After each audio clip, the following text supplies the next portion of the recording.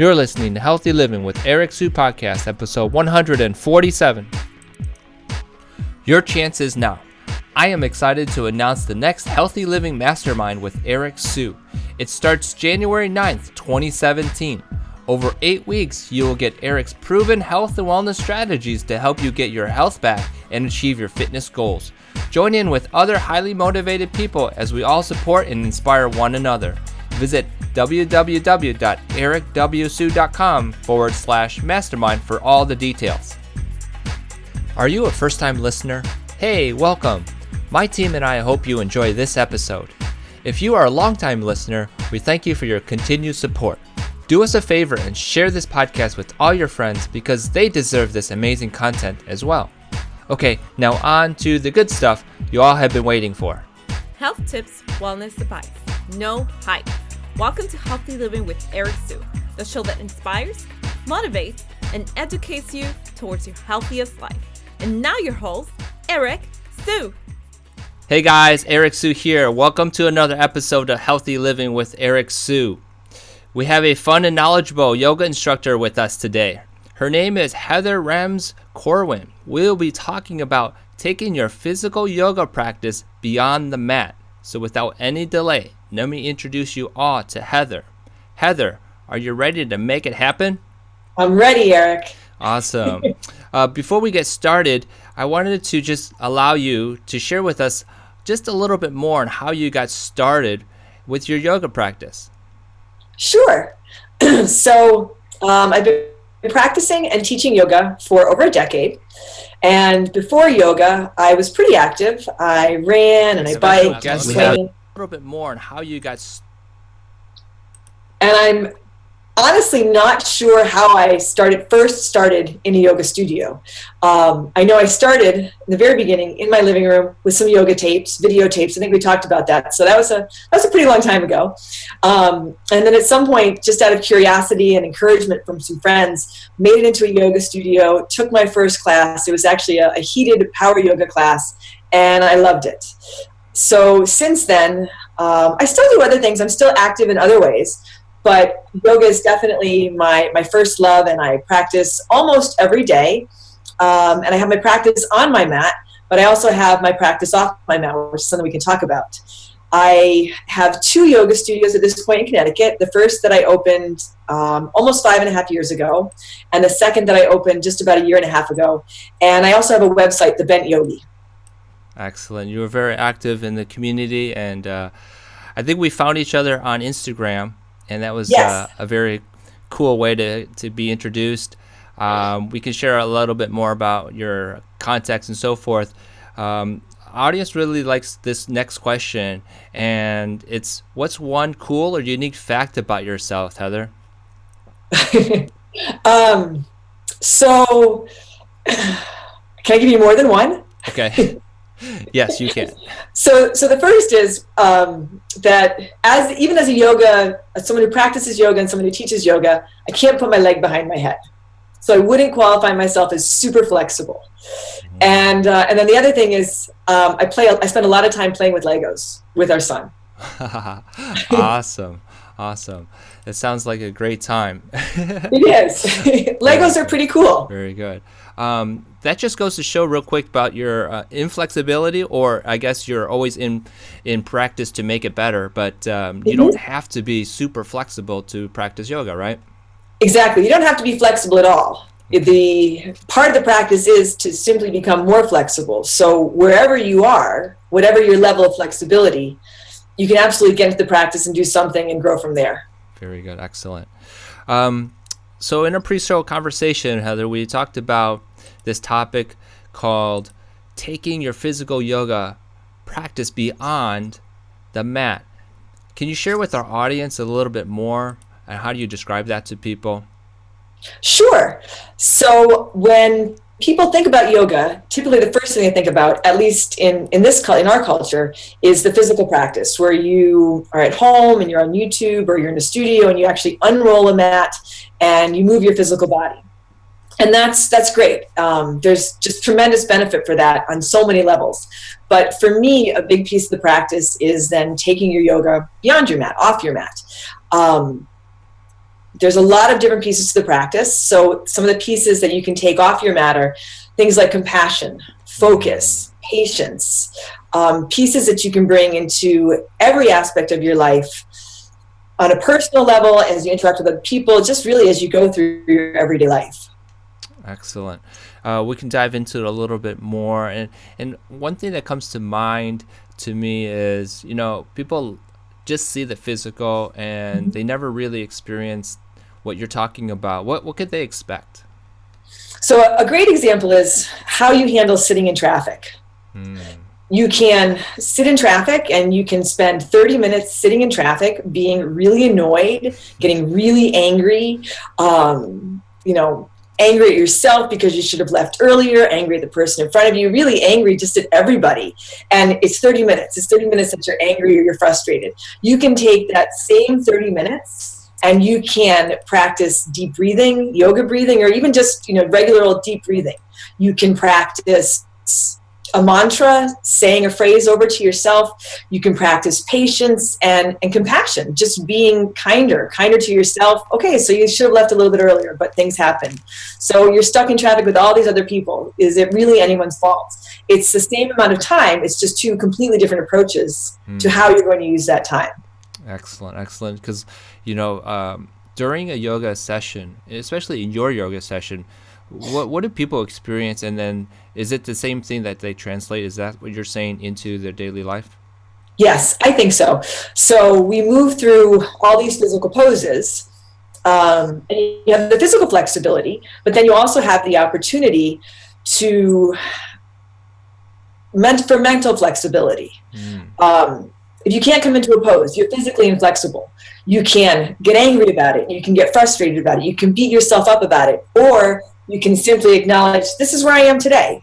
I'm going to do the best that I can, and I'm going to come back again tomorrow. I'm going to come back again in 2 days, or even just in a week. I'm going to come back again, and I'm just going to keep on practicing. So I'm going to keep practicing moving through these physical poses, and we teach a pretty vigorous physical class. So it's very challenging physically, but we open it to everyone, students of all levels. So you come into this physical practice, and moving through these physical poses, you have the opportunity then to be kind to yourself, not beat yourself up for what you can't do, but instead acknowledge and recognize what you can do. Give yourself some credit. You created some time in your day to get on your mat and move through this physical practice. You practice patience with yourself. You're kind, you're compassionate. You spend time focusing. What are you focusing on? Focusing on your breathing, focusing on where you are and what you're doing. I see. The new year is coming up, and you probably see a lot of people are stressed right now, with whatever it could be. And what kind of advice would you say you could give them for de-stressing, for get less stress? I think at this time of the year, and people get stressed for a lot of different reasons, but if one of the reasons that you're stressed is you have too much to do, too many commitments, too many people you have to buy gifts for, too many things to cook, stop and take a look at that for a moment. That's really a blessing. You have a lot of people who want your time and attention. That's a gift. You have people that you want to buy things for, or people that you want to spend time with. Same thing, that's a gift. You have those people in your life. You're fortunate enough that you have all these resources available to you. You can go to the grocery store and you can buy the things that you need. So I think that it's really just how you look at it. And then also I would say, as best you can, honor the commitments that you want to honor. So we all have things we want to do, and then we have the things that we do because we think we should do. As best you can, really try to do the things that you do want to do. You're still going to have some things that you have to do, family obligations that maybe you're less than excited about, but still, those are people who want to see you, people who care about you. It's a personal connection. So it's an opportunity, I think, to make a connection, to be with people, and to recognize how fortunate you are. Right. Now, I get this a lot where people are running out of time to exercise, And then there are probably, people who are running out of time to find yoga time. What's the recommendation for these people? What would you say? Anything you can do. So we are fortunate enough to have all kinds of resources at the tips of our fingers. You can get on YouTube and you can find a 5-minute yoga video if you want to do a physical practice. 5 minutes, start with that. If you're looking for meditation, so many different opportunities, resources for guided meditation on YouTube, different apps, really just so many resources, again, that you can take advantage of.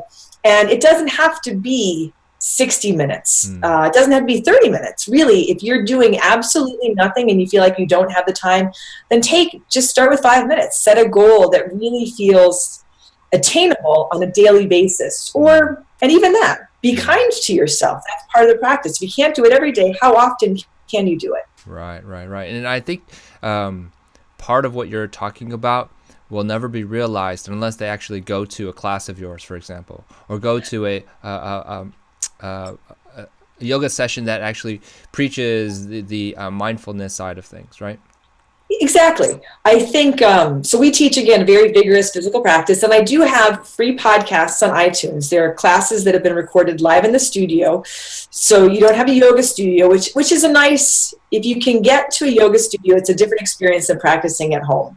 And a lot of people say that going to the studio is better for them because it motivates them more. But that being said, you can still experience one of my podcasts at home, free on iTunes. And for us, for what I teach, for what my teachers teach, what we teach in the studio, we do teach a very strong physical practice, but a huge component with mindfulness, the other pieces of your yoga practice, compassion, mindfulness, focus. It's really the whole picture for me, I think, not just taking care of the physical body, but taking care of your whole being. Right. Can you share with us a short exercise or something that someone could be doing in their car, for example? Sure. If you're stuck in traffic and you're in your car, you can you can drop your one ear to one side and take a deep breath and then let it out. And then you can come to the center and you can drop your other ear towards your other shoulder and take a deep breath in and a long breath out. And, you want to keep your eyes on the road, but you could always do just some gentle neck rolls if you have time, if you're stuck in traffic. And I would say, instead of reaching for your phone, so you're stuck in traffic, you're not supposed to be texting. Right. It doesn't matter. People are still doing it. Forget about the phone. It's not going to help you get through traffic any faster. I mean, maybe Siri will help you a little bit. But really, just stop. Take advantage. That's time that you can't really be doing anything else. So why not make the most of it? A couple of deep breaths. You can breathe in through your nose to a count of 4, and you can exhale through your mouth to a count of 4. And if you take 3 or 4 deep breaths like that, you will feel a physical shift in your body. And if you're really paying attention as well, so that's that practice of focus. So if you're really focusing on drawing breath in through your nose, and how does it feel, and feeling your lungs and your rib cage expand. And then as you exhale out, feeling your shoulders drop a little bit, feeling your face, if you're clenching your jaw, relaxing your jaw a little bit, you'll feel a physical reaction or a physical response that then soothes your whole being. Yeah. You just went through a lot of cues there, and it makes Sorry. No, it's great, because it reminds me when I'm in a yoga session, that's exactly how an instructor speaks, right? And so what you just shared with us would be exactly what someone could visualize and imagine as if they were in the yoga studio, but still in their car, obviously, but go through that whole step-by-step process, right? Exactly. And that attention, that shifting of attention, really bringing your attention, your focus to your breath and into your physical body, gets you out of your thinking mind. So now you're not thinking, I'm stuck in traffic. This is awful. I'm going to be late. You're thinking, I'm breathing. I can feel my hands. I can feel my shoulders. I can feel those places in my body where I'm tight. And maybe with intention, with breath, I can soften them a little bit. Exactly right. Absolutely. How do people actually know that they are doing something good for themselves? And it may sound like a stupid question, but exactly what is it that they would experience? For me, I think it's just that you feel better. You can feel physically sore and physically challenged afterwards, but ultimately, when you're finished with your yoga practice, whatever form it is, if it's 5 minutes of breathing or 5 minutes of a physical practice, or it's 60 minutes in a yoga studio, when you finish, you feel better. It doesn't have to be a lot better, but you feel a little bit better. And I talk a lot about, when I'm teaching, you can still feel really challenged. So you can feel that physical challenge and even the mental challenge of trying to be present, but you still feel good about what you're doing. And for me, that's important. I don't want people to be beating themselves up and then feeling that they're not doing enough or that they're not doing it right, and then leave feeling, or finish their practice feeling, that they're not enough, that they're not good enough. It's really important for me when I'm teaching that people have a sense of accomplishment, that whatever they've done, it's more than if they were sitting at home eating bag potato chips watching TV. Yeah. So even if you're only practicing a little bit, it's still something. So if you can recognize that and give yourself some credit and feel good. Yeah, absolutely. There's going to be a lot of new to fitness people who are listening to this podcast, and maybe there's some who are into fitness already but have not integrated yoga. What is your suggestion of how to put that into the whole big picture? Just start. And I know that sounds really silly.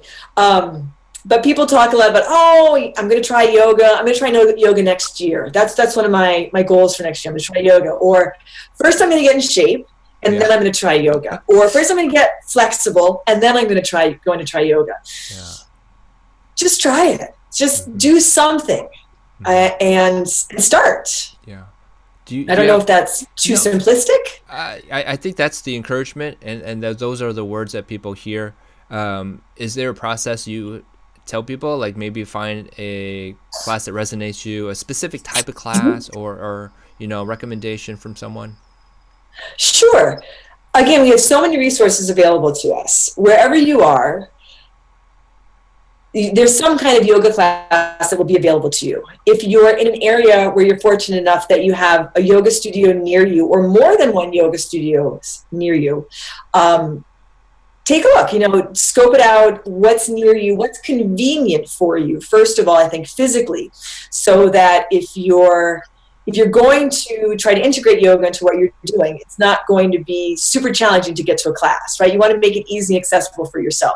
So location-wise, find a studio that's near you.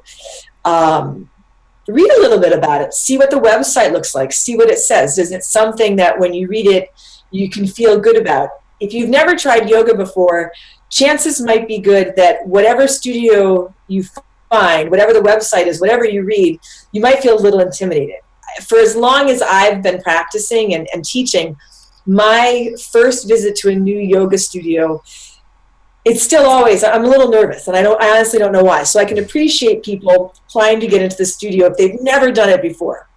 So find a studio, read a little bit about it, and then just pick a class. People ask me all the time, what class should I come to? And I say, whatever class you can make it to. And then just do whatever you can. Not all yoga studios are like that. So you find a yoga studio, pick a class, try it. If you don't like that particular teacher, try another class with a different teacher. If you feel like this style, and I would say give it at least 3 classes. Try 3 classes, whether it's with the same teacher or 3 different teachers, but try it 3 times, because the first time, if you've never done it before, there's a learning curve and there's a lot going on. And so you might think, I can't do this, and I'm never going to do this again, and this is awful, I'm never doing yoga again. Yeah. So give it more than one chance, and then really, if that class, that style, that studio doesn't resonate with you, don't stop there. Try another studio. Try something online. Really, just keep exploring, because I think there are so many different styles out there, and yoga can benefit really everyone, that it's worth trying. Yeah. Do you have a go-to beginners one style, or is it just any style is okay for a beginner? I think any style is okay for beginner. It's really what resonates with you. We do teach a beginner series in our studio, but I also invite people of all levels of experience to come in and try any class. And again, just do what you can do. So your first class, this is a great example. I had, when I was teaching in the Boston area, I had a gentleman come into class, and he would tell people after a while, my first class, I really only practiced for about 15 minutes. I was really only physically moving for about 15 out of 60 minutes. And after 3 months, it was 30 minutes, and then it was 45, and then it was 60. So he would always tell new people when they came into the studio, really, if you can only do 15 minutes, that's cool. At least you're here. Just keep plugging away. Yeah, that's always good advice, because a lot of people get intimidated about all the styles and versions, and how do they know it's right for them? But I think they overthink it. I agree. There are a lot of styles. I teach a power yoga. I teach a vinyasa, which means flow. But even within that, there's a lot of different styles of power yoga. There's a lot of different styles of vinyasa. So I think it's just trying to find a studio where you go, or a teacher where you go and you feel good about it. It feels like you're doing something that is good for you. Yeah, absolutely.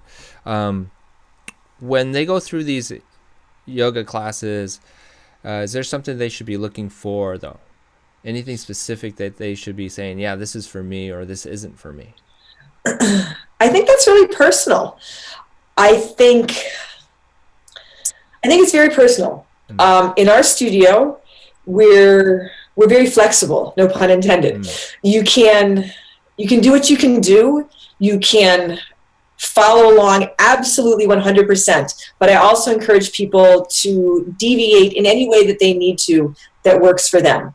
I think I might have shared this with you when we talked. I had a gentleman, a much older gentleman, who came into the studio. When we first started practicing with me, he would do some of the yoga, but he would also do some Tai Chi. He had a tremendous amount of experience with yoga, but he had a lot of injuries, and he'd been in an accident. And so there was a lot that he couldn't do. And that was fine. I was okay. I was really happy that he was coming to the studio, and that he loved the studio and our community so much, and that he felt so comfortable that he would do part of our practice, but he would also do his own thing. So in that regards, we're really open. Do what you can do what works, vary it as you need to. Other studios aren't so flexible in that regard, but some people love that. Some people love to be told, absolutely, you need to do this right here, right now, no deviations. Yeah. So you have to find what works for you. Yeah, absolutely. I totally agree. I was talking to some people about fitness training, personal training, and maybe the personal trainer isn't the right fit. They may be too aggressive, and they don't resonate very well with what you're trying to accomplish. So yeah, I would agree with what you're saying. And yoga is nothing too different, but you have to find the right fit. Right, exactly. And one other thing that I wanted to touch on real quick is, this whole idea that I need to be flexible. Where do you think that's coming from? Why do people think that they need to be that way before they can try yoga? I think if you look at historically where yoga began and what yoga looked like and still looks like, a lot of flexibility. People doing crazy things with their body, wrapping their legs behind their heads,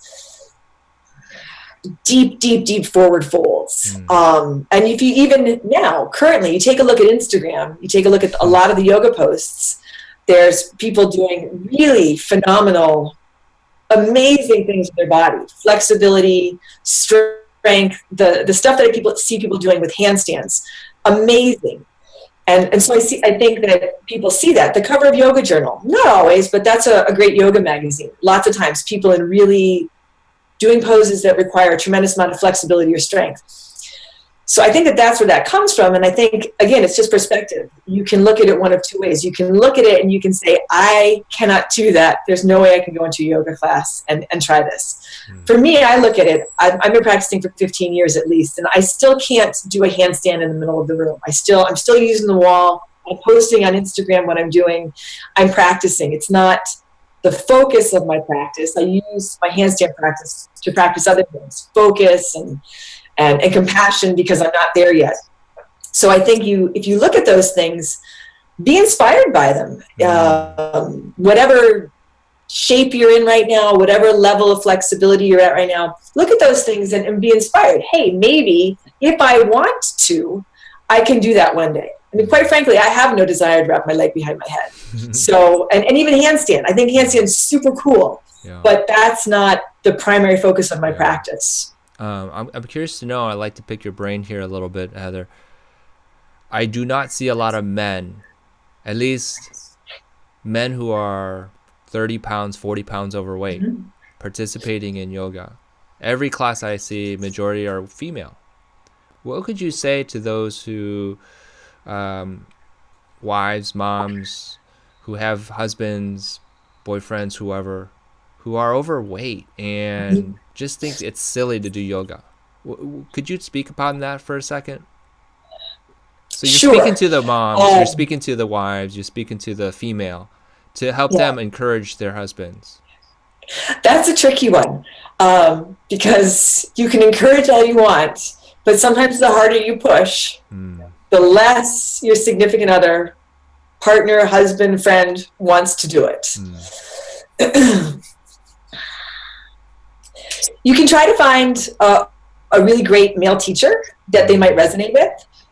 You might even have them start at the gym, because a lot of gyms offer yoga now, and it's more of a physical practice, and that's attractive to men. It's hard to say if they're overweight. Are they exercising at all? Are they doing anything for their body? Are they doing anything for themselves? To try to get, I guess, just to try to get them to do something. We do get a fair amount of men in our studio, and we get people really of all shapes, sizes, ages, athletic experience. So I think in that way we're fortunate. We have a very open and supportive community, very accepting community. So we do see a good number of men. How you can get someone that you care about to practice yoga, that's a tough question. You can encourage, like I said, you can encourage all you want, but I think it has to be something that they want to do. Yeah. Because more and more I think we see athletes who are integrating yoga as a form of rehab, a way to stay in shape, flexible, and to allow them to perform at a high level. And I think that's one thing that might be the missing link or something like that. I don't know. That's true, actually. That's a really good point. And not so much even athletes who are using it to recover from injury, but athletes who are using it to improve whatever it is they're doing. Golfers, tremendous improvement to your game. So, if your partner golfs, right, it will definitely improve his or her game. It will really, whatever you do, if you're a runner, I think that it enhances your running. Really, I think, and if it's someone who's not athletic at all, just practicing improves the whole quality of your life. The practice, if you're practicing more than just the physical, but even the physical, it will help you. It reduces stress.